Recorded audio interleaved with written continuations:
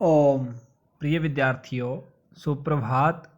बच्चों, आज हम नैतिक शिक्षा विषय का पाठ नंबर 12 पढ़ेंगे, जिसका शीर्षक है सत्संग का प्रभाव। अर्थात सत्संग शब्द क्या है, सत्संग हमें क्यों करना चाहिए और हमारे जीवन में सत्संग का क्या प्रभाव पड़ता है। तो आइए इसे हम प्रारंभ करते हैं।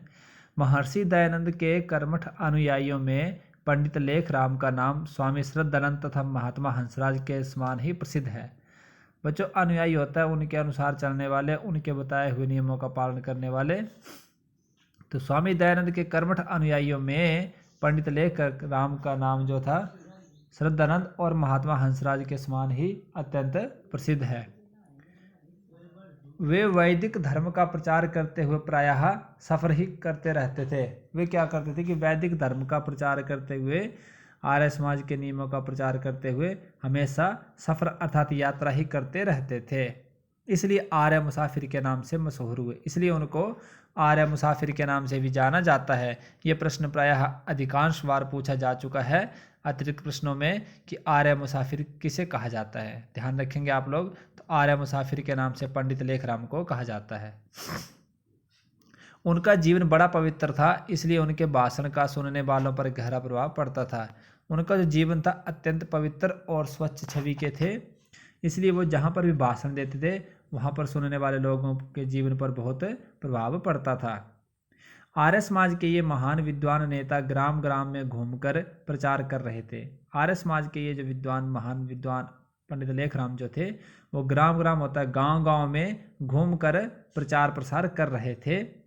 एक ग्राम में पहुंचे तो उस प्रदेश का डाकू मुगला भी उनके व्याख्यान को सुनने के लिए आ गया।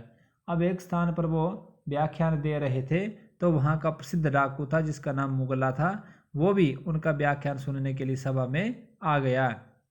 इसके कई साथी भी दूसरे लोगों के साथ बैठ गए और उसके जो साथी थे वो भी साथ में आए, दूर दूर के स्थान पर दूसरे लोगों के साथ बैठ गए। ग्राम के लोगों ने जब मुगला को देखा और पहचाना तो उनके पैरों तले से जमीन धरती निकल गई।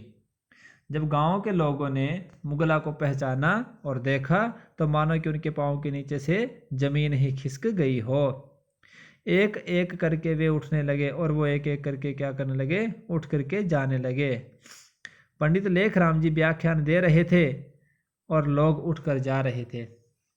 पंडित लेखराम जी जो थे वो व्याख्यान दे रहे थे, अपना भाषण बोल रहे थे और लोग धीरे धीरे उठते चले जा रहे थे। उन्हें आश्चर्य हुआ कि यह क्या हो रहा है।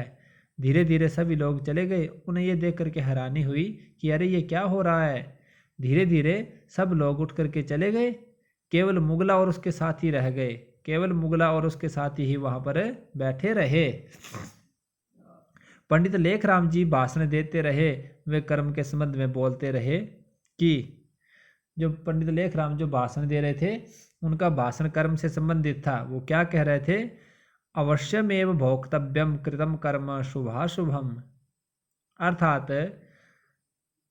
जो भी शुभ या अशुभ कर्म तुमने किए हैं अवश्य में भोक्तव्यम, उनका फल तुम्हें अवश्य ही भोगना पड़ेगा।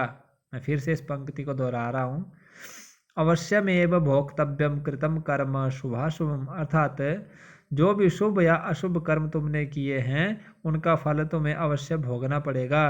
कर्म के फल से बचने की कोई मार्ग नहीं है, अर्थात कर्म से बचने का कोई भी साधन नहीं है। कर्म का फल तो भोगना पड़ता ही है। दूसरे लोग ना देखें, पुलिस ना देखे, सरकार ना देखे, परंतु याद रखो एक आंख है जो प्रतिक्षण तुम्हें देख रही है।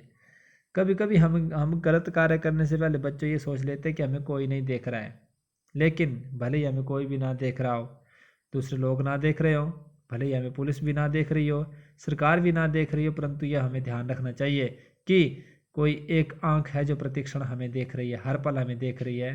तुम्हारे हृदय के भीतर जो कुछ होता है उसे भी वह जानती है और हमारे अंदर जो भी विचार होते हैं उसे भी वो अच्छी तरह से जानती है। उससे बचने का कोई मार्ग नहीं, उससे बचने का कोई भी रास्ता नहीं है। प्रत्येक व्यक्ति को उसके कर्म का वह फल देती है। वह आंख परमात्मा की है जो सर्वव्यापक है। प्रत्येक व्यक्ति को उसके कर्मों के अनुसार वो फल देती है और वे आंख भगवान की है, परमात्मा की है, जो कि सर्वव्यापक है। जो कि आप लोग जानते हैं कि सर्वव्यापक अर्थ होता है हर जगह रहने वाला। तो बच्चों आज इस पाठ को हम इतने पढ़ेंगे, इसके शेष भाग को हम कल पढ़ेंगे।